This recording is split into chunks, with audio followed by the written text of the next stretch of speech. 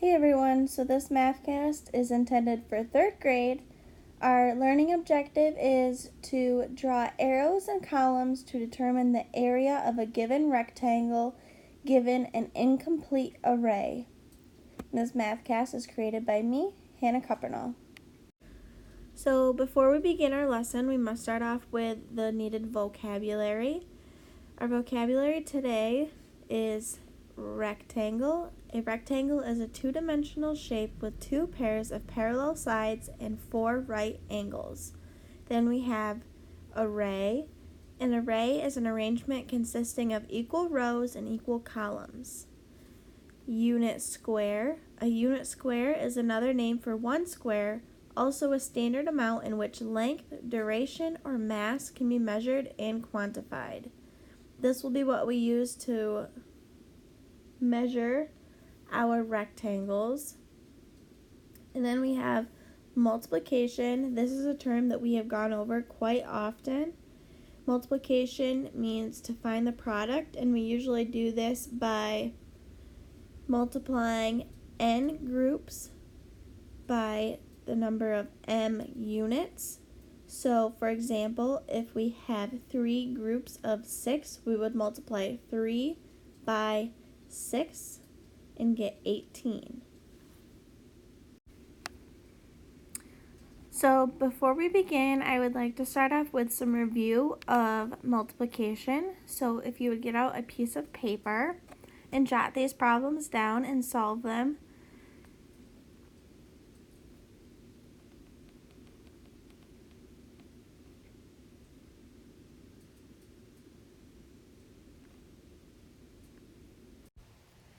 So hopefully I've given you enough time to solve these problems. 3 times 5 is 15, 6 times 10 is 60, and 8 times 4 is 32.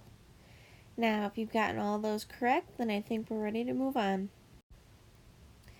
So for our first practice, I have an image showing an array, and our key shows that each unit in the array is 1 centimeter by 1 centimeter. So the area of each unit is 1 centimeter multiplied by 1 centimeter. Now we see that we have rows and columns in this array. So I want you to take a moment and think about how we can find the area of this array knowing how many rows and how many columns there are.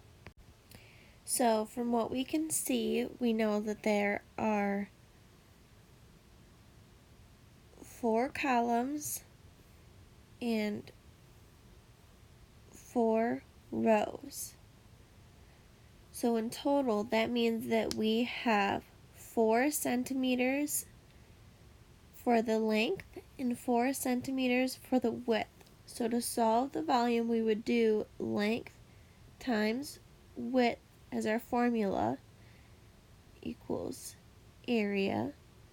So that means we would do 4 centimeters by 4 centimeters equals, and we would know that 4 centimeters multiplied by 4 centimeters would give us 16 centimeters square. And we know that this is a squared measurement because it is a 2-dimensional measurement. Now, in the example above, I have it stated that the area is 24 centimeters squared, and I want you to try writing on a piece of paper a couple examples of arrays that would give us the area being 24 centimeters squared. I'm having you do this so that you can see that there are many ways that an array can be set up to show the same area.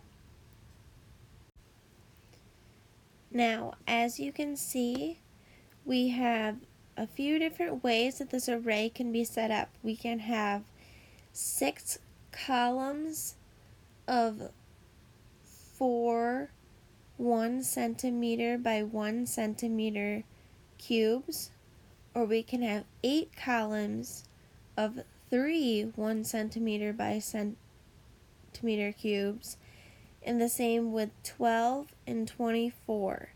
There are many different ways that you can set up an array to show the area being 24 centimeters squared, as well as with different areas. Now, it's very simple to figure this out if you have your multiplication facts down and very well memorized.